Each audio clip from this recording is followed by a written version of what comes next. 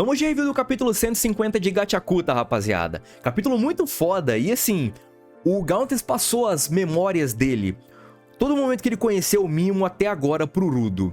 E o Rudo está carregando um fardo pesadíssimo. O Gauntless sabe disso, mas o Gauntless enxerga no Rudo a única esperança da salvação. Então, é necessário. Mas assim, o passado do Gauntless, o que o Mimo fez com o Gauntless para manipulá-lo é cruel demais.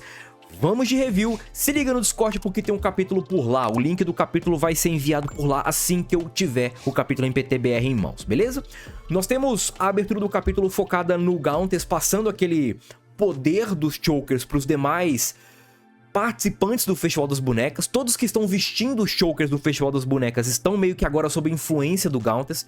O Gauntless está usando os poderes dele para abrir o caminho até o coração de cada um e dar voz, pensamentos, dar esperança para essas pessoas. E nós temos agora o Rudo, frente a frente com o Gauntless na cidade natal do Gauntless. E nós temos o Gauntless explicando pro Rudo: olha, Rudo, você acabou de receber minhas memórias, eu vi que você recebeu minhas memórias e esse é o meu poder, tá? Eu entendo que é um fardo, eu peço desculpas, mas eu preciso, cara, eu preciso de você, você é minha última esperança e é isso que minha ganância foi meio que forjada pra fazer, né? E até a cidade natal do Gauntless ganha um pouco de destaque, né? Porque o Gauntless fala que é um lugar legal, é um lugar pacífico, o tempo passa de forma lenta e é bem interessante pra condição clínica do Gauntless. Esse tipo de lugar é fantástico pra ele. Só que é muito cruel pensar que o Gauntless ficou ali depois desse capítulo todo, né? E nós temos agora o Gauntless conhecendo o Mimo, ou o Mimo conhecendo o Gauntless. Enfim, nós temos o Mimo chegando até o Gauntless e o Mimo pergunta se ele gosta de lugares altos. E certamente o Gauntless não gosta de lugares altos porque não tem como chegar nesses lugares altos. Só que o Mimo ele fala que escalar para lugares altos vai te dar uma sensação de que você tem um mundo em suas mãos.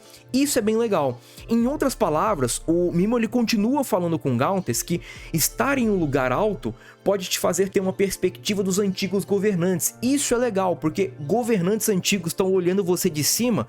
Quem tá em cima é a galera do paraíso. A galera do paraíso, no geral, não sabe que tem coisa no abismo.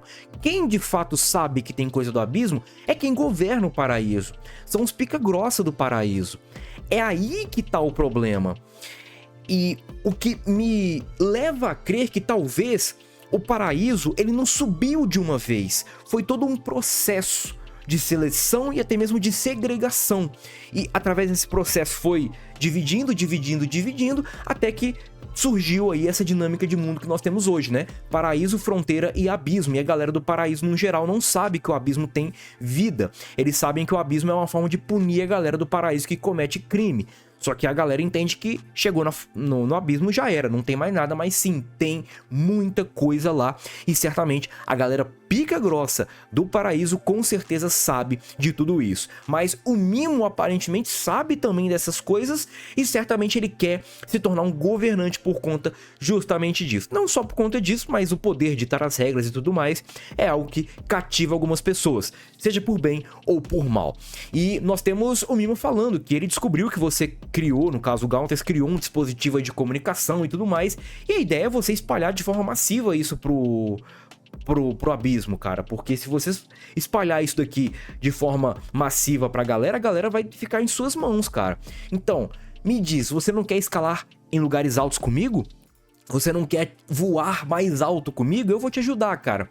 O Rudo, ele até tenta meio que passar um pano pro Gauntless, falando que o Gauntless ele foi enganado, mas não é isso. O Gauntless ele fala que é muito mais do que essa parada de ser enganado, porque o Gauntless, quando ele começa a escutar esse plano do Mimo, o Gauntless ele continua cedendo, e o Mimo ele dá um coração novo pro Gauntless, ele coloca um coração artificial dentro do peito do Gauntless, que faz com que o Gauntless não sinta mais as condições clínicas que acabaram matando tanto os pais dele, tanto o pai quanto a mãe dele no caso, né? E esse coração artificial vai permitir com que ele consiga viver livremente, vai permitir com que ele consiga viver sem nenhuma restrição. E o próprio Mimo ele fala, cara, é um milagre você ter vivido até agora, só que não tenha mais preocupações, porque você tem agora um coração artificial que vai meio que te permitir viver normalmente. E certamente o Gauntless ele entende hoje, através dessas memórias, que ele tá conversando com o Rudo, que ele foi abençoado com felicidade, só que essa bênção veio através do próprio diabo. E o sofrimento que eu tive que meio que passar a minha vida inteira foi o pagamento para essa felicidade, para essa liberdade que eu tive. Então, depois disso tudo, depois que o Mimo entendeu tudo isso, o Gauntless também entendeu agora que ele podia ir além. Nós temos o Mimo e o Gauntless trabalhando juntos. E com os Chokers eles acabaram ficando ricos. Por quê? Porque o Gauntless acabou meio que sendo o funcionário do Mimo para produzir os Chokers e o Mimo acabou espalhando tudo isso, né? E certamente nesse momento que o Mimo estava espalhando, ele estava analisando, ele estava estudando e evoluindo para conseguir fazer o que ele tá fazendo agora no Festival das Bonecas, que é controlar as pessoas através dos Chokers, os Chokers do Gauntless. E o Gauntless mesmo fala, cara, nós vendemos os Chokers baratos, então o Mimo em momento nenhum teve a dificuldade ou teve a intenção de dificultar essa disseminação dos Chokers, porque ele entendia que é com os Chokers que ele ia dominar tudo. Afinal de contas, o Choker, para você conseguir comunicar, é sangue com sangue, e o Mimo, o poder dele é como? É sangue. Ele precisa beber o sangue da pessoa que ele quer controlar.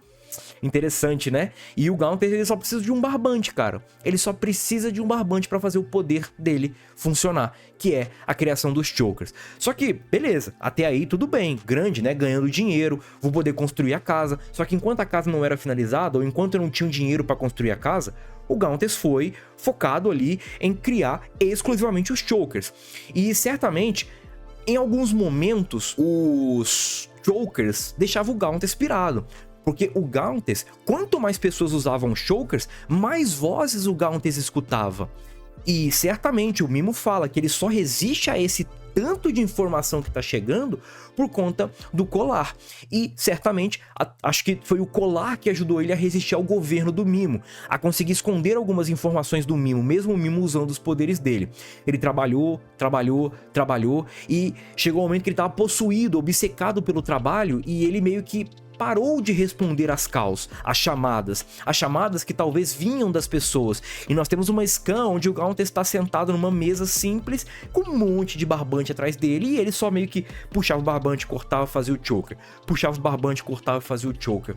Isso era bizarro, rapaziada. É meio que o Gauntless, ele ficou escravizado pelo Mimo. E o Gauntless, ele fala, Rudo, não deixe os objetivos meio que entrarem na frente da sua paixão, cara. A partir do momento que você deixa os objetivos consumir você, você não vai conseguir enxergar o que de fato é importante. E agora nós temos o Mimo meio que, tipo assim, vendo toda essa exaustão do Gauntless, e o Gauntless pedindo pra parar. Só que o Mimo fala, não, você não vai parar. Você quer parar? Como assim? Não, não tem essa.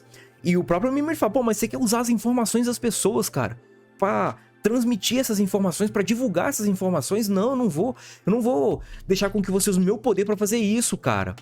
E nós temos o próprio Mimo entendendo isso e meio que mostrando pra ele, cara, meio que talvez você não precise usar as informações das pessoas fracas, mas você vai poder usar a fraqueza das pessoas fortes pra tirar as pessoas fortes de lá.